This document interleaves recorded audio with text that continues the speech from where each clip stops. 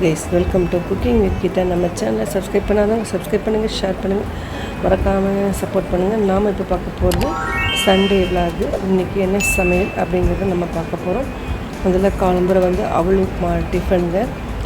வெங்காயம் எடுத்து வச்சுக்கலாம். உப்புமாக்கு தான் எடுத்து வச்சுருக்கேன். அவள் ஊற வச்சாச்சு. வெஜிடபிள்ஸ் போட்டு உப்புமா பண்ணலான்னு வச்சுருக்கேன். காய்கறிலாம் வந்தாச்சு. ஞாயிற்றுக்கிழமை சண்டே வாங்குறது வழக்கம். இந்த ஆவக்காய் ஊறுகாய் அப்படியே தொட்டு இந்த உப்புமாவோட சாப்பிடும்போது வேறு லெவல் டேஸ்ட்டு சூப்பராக அட்டகாசமாக இருக்குங்க. இந்த உப்புமாவுக்கும் அந்த ஆவக்காய் ஊறுகாய்க்கும் அவ்வளோ ஒரு அருமையான டேஸ்ட்டு.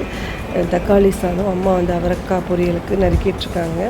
அப்புறம் மீல் மேக்கர் மசாலா கறி பையனுக்கு ரொம்ப பிடிக்கும். பச்சரிசி சாதம் புழுங்கரிசி சாதம் ரெண்டுமே வச்சுருக்கேன். ஏன்னா அவங்களுக்கு பச்சரிசி கொஞ்சம் செட் ஆகலன்ட்டு புழுங்கரிசி சாதம் வச்சுருக்கேன். அவரைக்காய் நல்லா நறுக்கி வச்சாச்சு. வேக வைக்க போகிறது. வெங்காயம் தக்காளி சாதத்துக்கு தான் தக்காளி வெங்காயம் நறுக்கியாச்சு. முதல்ல நம்ம ரசம் பண்ணிடலான் இருக்கேன். கொஞ்சம் நெய்யை விட்டு கடுகு தாளிச்சாச்சு. அப்புறம் ரசத்துக்கு தேவையானதெல்லாம் அரைச்சில் ஒன்றா கலந்து வச்சுருக்கேங்க. பூண்டு, மிளகு, ஜீரகம், வரமிளகாய் எல்லாம் அரைச்சி புளிக்கரைசலோட தேவையான அளவு தண்ணி ஊற்றி கரைச்சி வச்சுருக்கேன். நெய்யை விட்டு கடுகு தாளிச்சாச்சு. அடுத்தது தக்காளி பழம், வரமிளகாய் ஒன்று, கொஞ்சம் ஜீரகம் எல்லாம் கருவேப்பிலாம் தாளிச்சுட்டு அப்படியே அரைச்சி விழுத தண்ணியில் கரைச்சி வச்சது அப்படியே சேர்த்து ஆட் பண்ணி அப்படியே கொதி வந்தால் கொத்தமல்லி போட்டாச்சு. அவ்வளோதாங்க, சூப்பராக ரசம் ரெடி. இங்கே தக்காளி சாதத்துக்கு கொஞ்சம் நெய்யை விட்டுருக்கேன்.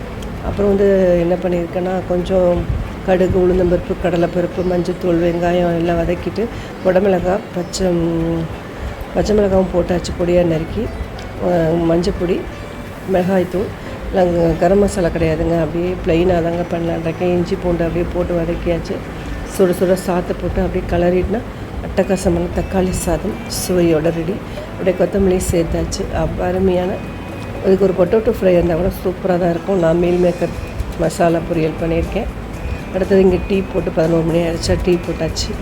அடுத்தது இன்னும் மீல் மேக்கர் பொரியலுக்கு அப்படியே தண்ணியில் போட்டு ரெடியாக எடுத்து வச்சாச்சு. மசாலாவும் அரைச்சிட்டேன்.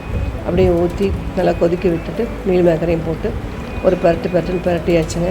இது மீல் மேக்கர் கிரேவி ஆல்ரெடி நான் போட்டிருப்பேன் வீடியோ. பார்க்காதவங்க போய் பாருங்கள். சமையலை முடிச்சாச்சு. சண்டே விலாக முடிஞ்சிச்சு. இதாங்க இன்றைய சமையல்.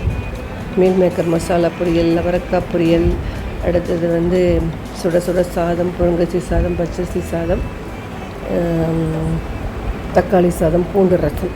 அவ்வளோதாங்க இன்றைய மெனு. பிடிச்சிருந்தா லைக் பண்ணிக்கோங்க, ஷேர் பண்ணிக்கோங்க, மறக்காமல் சப்போர்ட் பண்ணுங்கள். அடுத்த நல்ல வீடியோ வரைக்கும் பாய்.